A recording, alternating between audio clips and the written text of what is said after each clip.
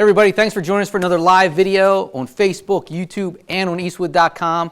Don't forget to follow and subscribe. And if you're on YouTube, don't forget to click the bell icon in the top corner. That's how you get notified of these live videos. And if you have any questions, as always, Scotty C., everybody's favorite lead tech advisor, is over here to answer your questions or throw them back to us. And we'll have Ryan answer them. This is Ryan's 79 Ford pickup truck. Today we're installing a Tri-Flow radiator. We're going to show you the benefits of a high-performance aluminum radiator, why it's better than the other ones on the market, and we're going to show you a bunch of brake forming tools and even show you some tools that are in testing that are coming to Eastwood soon. So Ryan, what do we got going today?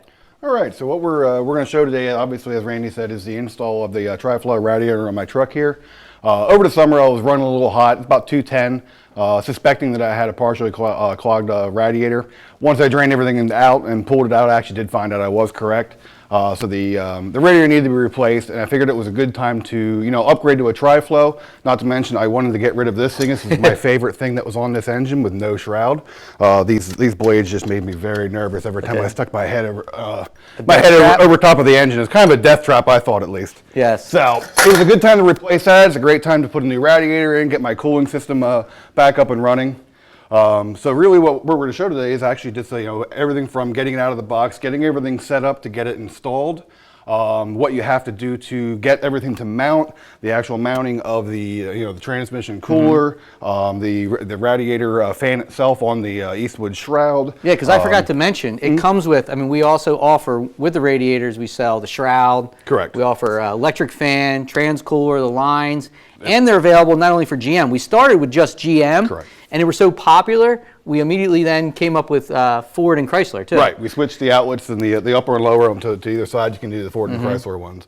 Also, they have the adjustable, the fan controllers as well. So they have a screw-in type, which I used on the truck here today. And there's also the probe type, which you can actually hide inside the actual radiator hose itself. So you got started on this Friday. Started Friday. What we started doing is your basic steps that you would do in any radiator replacement.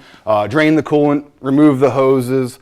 Started working on actually removing the transmission lines, the radiator itself. As you can see, we pulled the radiator out there.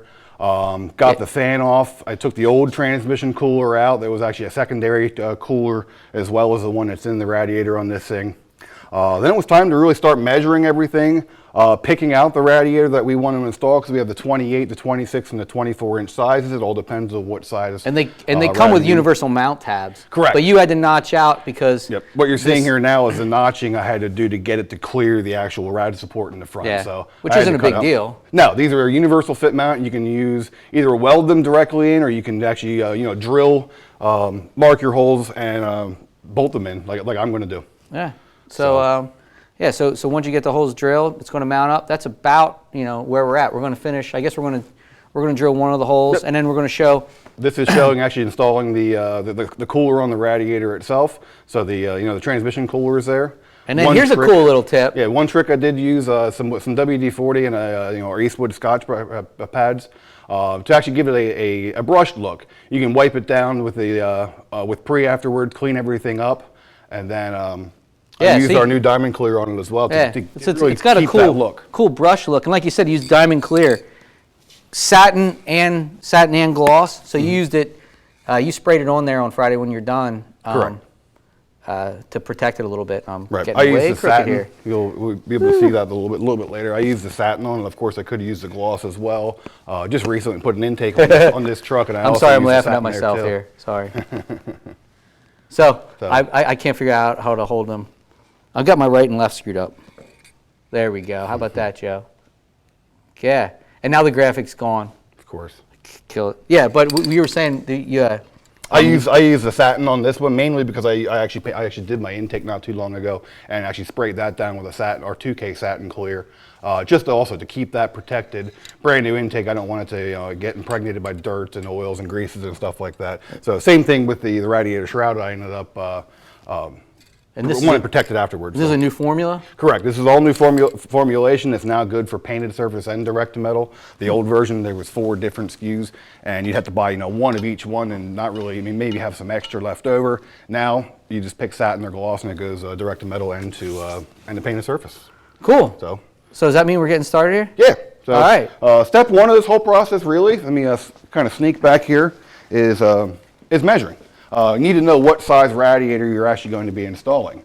So what we do here is we have, you want to measure tank to tank and then top to bottom. That's how you want to measure this. So let me get the old transmission cooler out of here. Don't really need that. So what I did, you can do this in the vehicle or you can pull it out first. It's just easier to film and for us to show you guys. Really, it's just measuring tank to tank. So when I pull this tank to tank and I'm looking here at the top, I'm at 28 inches. So right away I knew I needed our big unit, which was the 28-inch wide one. What you also want to check is also your top to bottom. In some cases, top to bottom, if you try to put our new radiator, in some cases you might be too tall. So you want to make sure that this will actually fit your application. So that's why you want to check your top to bottom measurement as well. Biggest measurement really is that side to side, but that way you know that it actually will fit in the vehicle itself. So I measured, we got 28. I chose the 28, we got that out. And if you go to eastwood.com, we show you exactly how, you just pick out the measurements like you just said, and then, and it's going to show you exactly how to measure it, and it's going to make it really easy for you to make sure you get the right one. It gives you all the dimensions of the hose inlets and outlets. So it gives you the dimensions there. It gives you the height overall with the actual fill, and without it gives you the depth and the core depth as well. And you can use them for LS engines. Correct. Which is like the most popular engine now. We did put the 1/4-inch adapter on for the LS steam port. So if you have an LS and you have the steam port and you need it, you use it. If not, you leave the plug in from the factory. All right. So all right, what do we do next? Drill the last hole, get this thing in? Right. So what I did, I had to go through make some changes to the mounting on this thing. So let me lay it down over here. Actually, probably would look best if we put it out this way. I had to make some clearance here for where we went to mount. I think we have some footage of this, of how I actually had to measure, then get my height here and the width back and forth. Okay. That way I was able to mark everything and know where I wanted to drill the holes. So once we had that all done, we had all the measurements, cut everything out. I drilled the first 3 holes so far. I got to finish the last one here. So if you can grab, actually I forgot my drill over there. If you want to grab it for me, Randy. Uh-oh. Oh, this drill? Yeah. And the airline? You have the airline? My safety glasses too. Oh, I'm just leaving it. I'm just gonna put you to work. All right. Yeah. No problem. All right. So this. Need a drink or anything? You wipe your brow. Are you good? Sure. That'd be great. Not that kind of drink. Oh. Too early? Well, it is 3 o'clock. It's not early. All right. So we're gonna drill our last hole here, and then we're gonna show you guys, how we put the actual shroud and the fan assemblies and everything together.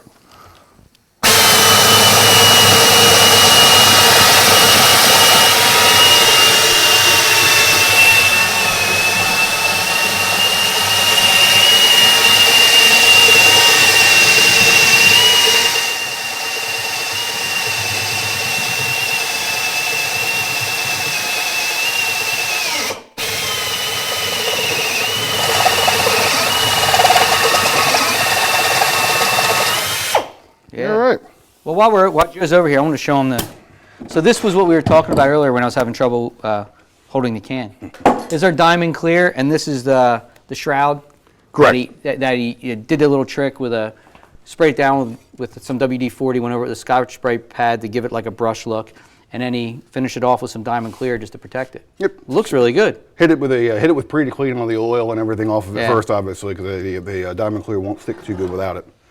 So now that we got our last hole done, you probably get a real good look at the actual mounting and like the hoses I did here with the actual transmission cooler, mounted straight through the radiator. That way, it gets its cooling as well. And Scott, make sure you tell everybody, 20% off hand tools this month. Right. Today. Big sale on hand tools right now, the entire month of February. Yeah. So check out eastwood.com. I think I forgot to mention that earlier. And anybody's interested in this cart too. The cart you see here is a big sale on that. Correct. So. All right. I'll show you now how we actually put the radiator fan assembly together. We actually have the fan itself is actually made.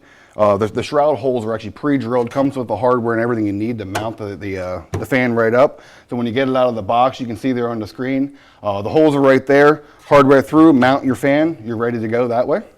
So once you have that all together, we'll move back over here and we'll show you how we actually put this together now. A little tech tip also with putting this together to help down with vibration, because this is a there's no hardware included or needed to actually put this shroud on.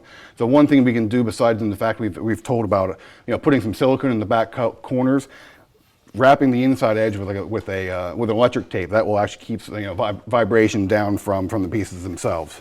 One other tip, real quick, is just to kind of bend it down a little bit before you put it on. That way, it'll give a nice spring to actually hold real tight on the backside. Oh, Cameraman Joe. With allergies or something. It's middle of winter. So we want to make sure that the cutout tabs here are at the bottom. So we make sure that you put it down the bottom. These are universal for both sides, for the GM or the Ford. So that's why you see a cutout on the bottom on both sides. That's also why you see a fill neck cutout on the other side. So either one shroud fits the GM version and the Ford version. So really just got to get it centered in there. And you start rolling it forward, make sure everything's there. I like to put my fingers underneath here, kind of lift up, push it to the back, kind of lift up again. And voila, it's on there. What I was talking about to actually help noise and everything as well is back here, once you have it on, putting some silicone underneath these edges and holding it down until it actually till it seals properly, and the silicone hardens and it'll actually keep it from vibrating more. I'm going to do that before we get it to the point of get it running and stuff like that. I'm not going to do that right now. Good little tip. One quick thing we can run before we actually put it in. This is actually one of our new R&D testing is a new weather pack connector kit. I don't know how many of you guys out there, you're twisting wires together using heat shrink. Is that this kit? Yep. We're going to have two kits. We're going to have the solderless connector kit. We're also going to have the weather pack kit itself. So we can show both of these. These will be available in a few months, probably 3-4 months we'll have these available. So by summer or late spring? I would think so, yeah. The solderless kits, they're real good. You can get a lot better pull-out strength than you do on a regular crimp set. The one I'm really excited about is actually the weather pack set. Once we take a look under my hood, we'll show you the spider web nest of wiring that's underneath there. There's just wires that they're not used, they're just capped off, they're cut off, whatever. So I'm excited for this actual set because I can actually make a weather pack, a weather pack connector where it's going to be free of water. It's going to keep salt and debris from road dirt and everything else out of there. And it's kind of like stock? Yeah, it looks like it has an OE look to it as well. So you can really change the underside of your hood. When we get under the hood over here, when we put the radiator in, I'll show you what I'm kind of talking about. It's really going to spruce everything up. What I'll do now is I'll actually use the kit here and show you. It's real simple to use. You have different gauge wires, everything from 10 gauge all the way up to 22 gauge. So what I'm going to do here is I'm going to grab one of these silicone seals. Once you strip your wire off, standard strip, bang a 1/4 to 3/8 inch back. You're going to then put your silicone sealer on. Actually, I'm using the wrong one. I need the blue one. Oh. Forgot I'm using a bigger gauge wire. It's live, baby. All right, so we got the wire stripped. The actual silicone grommet is on there. Next thing to do then is to choose the correct terminal. So this is the female terminal I'm going to use on this end. And what you're going to do is, I don't know if I can see, you're going to lay the actual silicone part into this part back here, then the wire is going to sit here in the front. And if it's a little long, you can actually sneak it in there. So this is how your connector is going to be installed and put together. You're going to grab your crimp tool, and you're going to lay it in. So if you can see how I have it laid in the teeth right there. It's in there where it needs to be, and you're going to slowly close it and make sure it stays in the middle. And once you get it where it's in the middle, see if you can see it now, and really you just give it a squeeze. Once it's done ratcheting, you let it go, you pop it right out. And if you can see how well of a connection this has made, it's actually folded it right over all the wiring. It's actually squeezed the silicone connection in here. It's going to give you a very good connection where, if you're trying to use a butt connector, things like that, moisture and everything else is going to get in there. So you get a good connection and you don't have to solder. Correct. Once you have everything together, I can do wiring like this. I've already mocked 2 of these up. Really, it's real simple. Just basically snap your piece into the rear of it. Into the rear of it. There you go. Into the rear. So you can see how the weather seal actually seals everything up nice and tight, and you can snap it down. Same thing on this side. put your piece in. It's nice and tight. Snap down the cover, and there's your connector. You're all done. Wow. You have a weather-tight seal. It looks factory. I mean, they replicate a lot of GM products, is what I've, from the years under the hood I've spent. These look a lot like GM connectors, but they can use universal in any make model out there at all. I seriously can do wiring, I believe now. Yeah, I'm very excited for this one. Like I said, we'll show you the wiring under the hood here in a little while. Just to fix up what I have and get it back. I've looked for harnesses for this thing, and all the new harnesses are $600-700. So it's a lot of money to put into a wiring harness. I'd rather put that into the engine or suspension or something somewhere. Go fast stuff. Yeah. So let's keep on moving here. Yeah. So we've got the radiator now. We've got the shroud back on it. We've got the tabs on the side have been modified so we can actually install it. So now if we want to, let's move over here. We'll get it installed and show you guys. I mean, just really how easy this thing goes in. Cool. And then, well, like we were talking about, we forgot to mention earlier, this month at Eastwood we have a huge sale, and at Eastwood.com. I guess since I already mentioned it, I might as well mention it again. Yeah. So this month only, 20% off on our hand tools. All hand tools, yep. Only this month. So if you're watching this live, February 2017, you can get the sale. And also this cart here, we like it so much we got 2 of them. Yeah. So visit Eastwood.com to get the big sale on all of our hand tools as well as these 2 carts. Right. All right.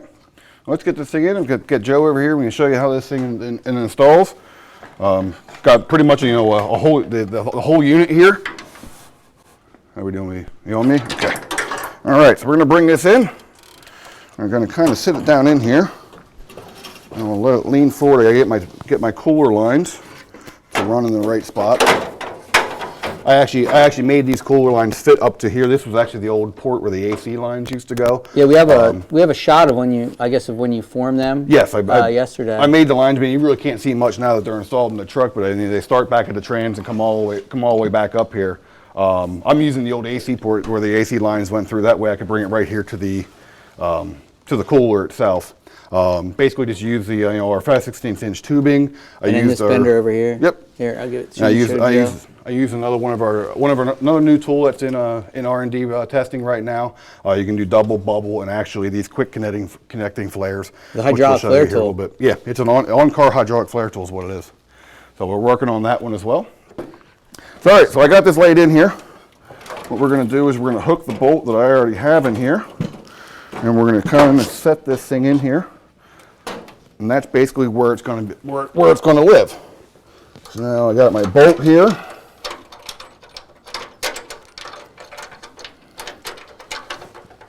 You mean to hold it? The radiator? No. Are you good? The way I cut the tabs, actually it sits on top of the rad support here, so it actually kind of holds itself. It's kind of nice. Well, while you're putting the other 3 bolts in, should I show the inside of a Tri-Flow? Yeah. So it's going to be better. I'll let you keep putting them bolts in then. And so we should Joe here, or should I go to the other one? Where do you guys want me? Oh, geez. Joe, you got the shot? Okay, so here it is.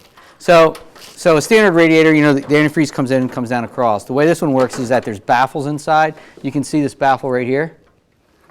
So coolant comes in, hits this baffle, and that's going to force it across. Then it's going to drop down.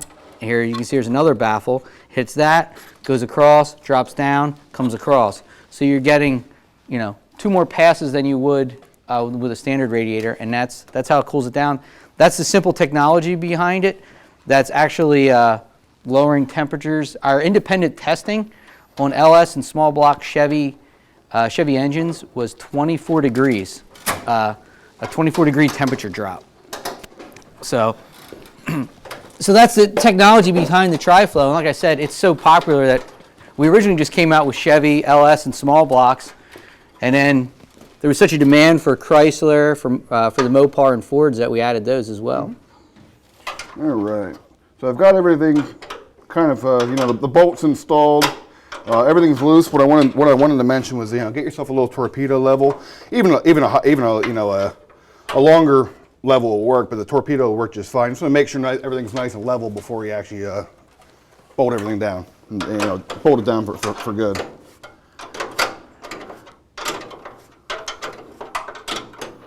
Scott, do we have any questions so far? Ryan, right now, it's in regards to the weather pack, which is still a new product, it's not out yet. He wants to know if he's going to be able to get the components later on without having them in the kit. Yes, you will. So the question was regarding the weather pack was if you'll be able to get the components later on. Correct. Ray, all of the SKUs inside, all of the terminals, all of the silicone ends, and all of the plastic ends will be available separately. They'll be in different packages. So, you know, what comes with, I think it's a 220-piece kit altogether. But obviously, you may use some connectors more than others, where you'll need to buy those replacement pieces. And yes, we will have all of those items. That's cool. So you'll be able to replenish your kit. Any other questions, Scott? That's it for right now. All right. So how are we looking here? Good. I got everything tightened up enough here. So we've got the radiator in itself. I'm going to put my ends on here. I am using quick connect fittings here on the actual cooler. So if I can get this to pop through here just a little bit more. So that's locked on. And what I'm talking about quick connect here, I'll show you in a second once I get this on here. This is the other tool that we're actually working on right now in R&D testing. And you made the quick connect fittings in the tubing with this hydraulic tool yep. we're going to show everybody here in a second, or maybe towards the end. So the quick connect fitting I'm talking about is actually one of these. Actually, I made this end, and this is actually an off-the-shelf just connector you can use. And what it'll do is, it'll snap tight in there, and it gives you a real easy, quick way to actually disconnect you the cooler if I need to later. It looks a lot better than just shoving the hose on the end of it and putting a hose clamp on there. So that's what we'll show you here in a little bit how to make a flare with that new tool. All right, so after we got the transmission lines hooked up, I did use the electronic control on this with the actual screw-in sensor. I've already mounted the controller over here, so I've got it away from the, you want to keep it away from engine heat. Near the battery is good because it does need, obviously it needs vehicle power to, control the fan and everything. On the end of the fan that comes with, there is a different connector on here. This is one of the new weather pack ones. I'll fix up the routing of this later, but it makes it real easy, real quick to actually plug in. The controller itself, it needs basically vehicle power, and then it needs the positive side from the wire on the fan itself. You hook up the ground, and then you hook up a switch 12-volt power source. That way, it knows that everything is there. When it reads the temperature from the actual temperature sensor itself. I chose to use the temperature sensor in the thermostat housing. Because I had a hole there that wasn't being used. It was where the old sensor was that hasn't been used in years. You can use the cylinder head depending on your engine. You can use the intake. I just chose to use the water outlet because it was there and convenient, and really wasn't anywhere else on this engine to really use it. It was a good spot. So I've got everything all kind of plumbed up here. Next would be the hoses. What I can do also is I can kind of put these on here and see how they work. I don't know if Randy, if we should do the tubing straightener for you? The tubing straightener while I'm trying to put these on? Yeah. All right. Well, he screws around with those hoses. We'll show you. We have some other tools here. So tubing straighteners come in different sizes for your different size tubing. And basically, if you're doing restoration or working on cars, you're probably going to buy tubing in bulk, so you're going to get it in a big spool. And there's really no way to straighten it, especially when you get this big, without kinking it. So we offer a straightener, which is really easy to use. That's how he did it. You just slide it on and just keep working the tubing in. I feel like I should have gloves on, possibly, to be doing this demonstration right now. There we go. Because the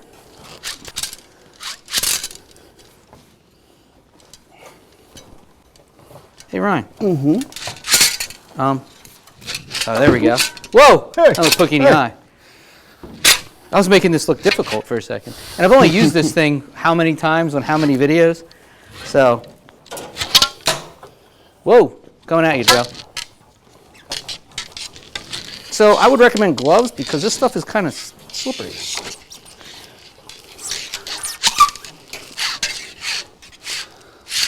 So, woo! think I worked up a sweat there. That's the hardest. That might be the hardest I've worked here in a while. So, but anyways, yeah, this is, how big is this tubing? It's 5/16. Yep. 5/16 tubing. So we sell it for, oh, well, we have a bunch of different sizes. 3/16 is what we usually use it in. 3/16, 5/16, 3/8. Pretty much everything you'd need to do, you know, brake job, transmission line, or a fuel line. So now you got something you can work with if you're going to bend it like you were earlier. Right. I'm going to throw this out of the way so Joe doesn't trip on it. So the line, what I used this tool for was actually the flaring portion. We can go over here. On the vehicle itself, I had to actually you know, flare the ends on there, and getting our our turret tool up in there is kind of tough because I mean it's a bench mounted device. So this new hydraulic one, what we've done here is we've made a double flare on the end of this tube, and what I did was underneath the vehicle I did the same exact flare. It's real easy to do. What I'll do is I'll show you real quick how easy it is. So you choose your dies, very similar to our bench mounted unit. That you insert your line into the tool itself, and then place it in the assembly. You want to leave it stick up here just a little bit, and just really hand tighten this down slightly. Because what you're going to want to do, this still has an operation 1 or a 0 and 1 and 2, just like our bench mounted model. And if you put it too far out, you can't get your operation 0 in. So that's now installed in there. And what I can do is I'll tighten up the knob here. And if you can see, when I start tightening this down, it's going to push that line back into where, exactly where it needs to be. So now it's actually pushed back where it belongs. I'm going to actually tighten this down now so it's nice and tight and the line doesn't slip out. Okay. I'm going to loosen up the ram here. While you're working on that, is there any way to get Joe in there? Someone asked if they can see a close-up while you're working on that. Sure. Sure. Maybe there's a chance to get Joe in. Thought we had a little bit close up. There you go. So there's operation 0 coming out. And there's the tool itself.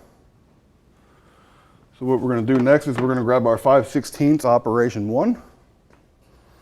I'll slide it in there. You can see it's slid in there. It's bottomed out. We're going to tighten down our knob again.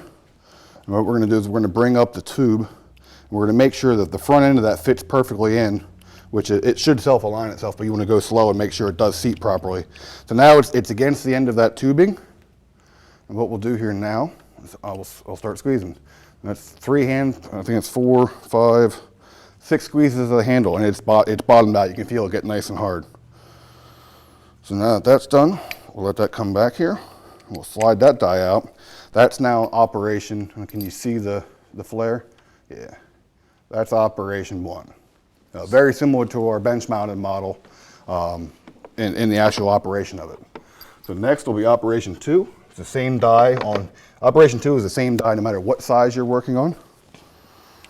So you pop that in there. And same operation, you tighten your actual knob again, bring it up, and I'm against now. So I'm going to give it 1, 2, 3, 4, about 4.5 squeezes on that one. Bring it back. And you can do this on the car? Yes, that's the great part about this tool is this can be done on the car. You can see how simple and easy it is to stand here and hold it. But when you're underneath the car, getting some of the other style flaring tools underneath the car and getting enough area to swing a wrench around and use it's very cumbersome. Yeah. This I pulled the line right down, put it on the end, flared, did the line I needed, and we're all good. And don't forget your fittings first. Yes. So now we're just going to loosen this guy out of here. While you're working with that tool, you've managed to create a buzz about it. 2 questions. One, since it's not out quite yet, do you know about how much it's going to be?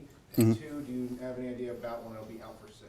So the questions were about when's it going to be for sale approximately, and an approximate price. Right. Price, I don't know if the pricing hasn't been set or approved yet. I bet it'll be a great price though. It is going to be a great price compared to what is out there for this style tool on the market.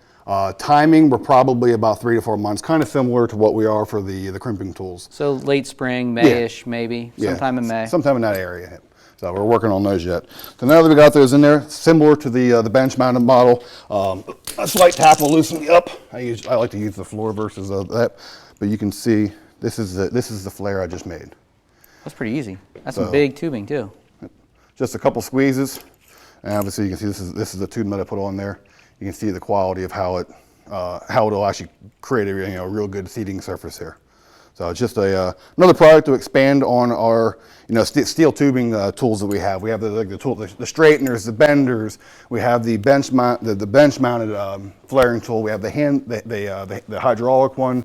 There's also the wrench operated on-car, the 3/16 flaring tool that we have. That's for real tight spots that maybe you couldn't even get this into. That one's not as easy as to use because you actually have to do the flaring by hand with the wrench. So that's our last product that's in R&D development right now. How'd you make out with the hoses? Good. They're on there pretty well. I had to use different hoses than the actual OE hoses. This is a universal fit, so sometimes in some cases the hoses aren't going to fit, like the original hoses that came with the vehicle. I had to get some flex fit hoses here. I might have to actually get a little bit longer of a hose down here at the bottom. I'm not sure. So that's one thing you got to play with once you put these in, because it is a universal fit. It's not make model specific. Looks good. So everything's great. Everything's installed. We got the wiring here. I explained the wiring for the controller itself. What I can do now is I have to fill this thing up, and we'll take it outside, start it, cycle it, make sure that the temperature's coming down. I expect in that 10 to 20 degree range. I was only, like I said, I was running about 210 on this thing, so I knew it was starting to have some problems, and figured it was the radiator, and it was pretty much right. So I'm also just happy that death trap fan is also out of here. So what I can do now is I can show you kind of how I have it wired up well enough now to actually just show you how the noise it makes. It's actually a very quiet fan. There is an optional wire on here that is used for if you want to override and just turn the fan on. You can run the green wire, to a actual 12 volt source and put a switch inside your cab. Or if you're putting this on an air conditioned model, this is the wire you would use for when the AC is on, so the fan kicks on. So what I'll do is I'm just going to kind of touch it against here. You'll hear the click. The click comes on from the controller. Fan's running. So this is what's going to keep this fan cool. I feel cooler. Yeah, I know. It is actually getting a little cooler here since I turned that on. Real simple to change if you want a pusher style fan or a pull style fan. Really, that's just the changing the positive and negatives on the fan. So really, next to do would be just to fill this thing up, get all the air out of it, take it outside. If we started it in here, we'll probably asphyxiate ourselves, and not that much time because it runs kind of rich. I actually have to put the tubing on, and actually I need to get an overflow bottle for it. Never had one. It always just dumped. I'd rather get an overflow bottle and put it in there for it. So that's really about it for the actual install of the actual Tri-Flow radiator. Randy, whenever the cooling characteristics of what the Tri-Flow does. This is we have other videos out there of the Camaro install, and I think there was a Firebird install as well. First generation Camaro and Firebird. Keep an eye out. We're working on doing one for a Jeep, because the actual Chrysler one model will fit in a Jeep. So that one should be a couple months, but we'll come out with that one as well. And if you get the coolant in this and everything hooked up, maybe we'll try to go live on an unscheduled time tomorrow or Wednesday, one day this week. Hey, because don't forget, we go live every Monday, Tuesday, Wednesday at 3 o'clock Eastern Time. Tomorrow we're going over different welding processes, so if you're interested to know the difference between MIG, TIG, or ARC, we'll be doing that tomorrow. And we're going live Wednesday. And don't forget to visit Eastwood.com. We have a huge sale right now going on all of our hand tools this month. So if you're looking to fill up some of those hand tools you're missing or just get a whole new set, now's the time. And this the rolling tool cart that we've been using, that's also on sale this month. And that thing's great. Like I said, we got 2 of them now. We use them all the time. Yep. So I've been transferring my tools back and forth when I'm doing these live videos. Now I have a cart where I can put all my stuff in. I know where it all is. It's all organized. I know which drawer everything's in. It's great. You know what else we forgot to mention was something else that's being tested right now. The rolling shop tray. The rolling yeah. This has been quite useful actually for in use, especially for this truck, as high as it goes. If anybody hasn't noticed, I'm standing on an old speaker box. That's what I use at home, and I brought it in so I could work on this. because this truck is lifted and it has the 35-inch tires it has. Yeah, it's hard so to work in here. It's here next to, it kind of blends in. I'll move the cart. So as I was working, I mean, right now I just have a wrench and stuff here, but I had some more tools that were actually on there. Works very well, rolls nicely. And this is coming out soon. This is probably, I would say, a good 6 months away. 6 months? Yeah. So. Boy, that's a big, that's more of a coming later than coming later soon than than I thought. I thought it was a real coming soon. Yeah. And this is the toolbox we were talking about here. Push it out here. That we having the big sale on. This rolling tool cart. Holds a ton of weight, all kinds of stuff. We got it loaded with tools, and like we said, 20% off or a huge sale going on all these tools this month. So if you got an old set of screwdrivers that are beat up, or you have your socket sets, you're missing the crucial sockets, or you're missing one of your ratchets broke, or I mean who knows what. Just think any hand tool we have right now, 20% off. Now's the time to complete that set. Yeah. So, all right. Well. Any more questions? Yeah. Do we have any more questions? Nope, we're good. All right. Well, thanks for joining us for another live on our Tri-Flow Radiator. Don't forget to visit Eastwood.com for a radiator and all the hand tools and our daily deal. I'll see you. Yeah, we'll see you tomorrow at 3 o'clock. All right. Let's get this thing running. Yeah. It's coolant.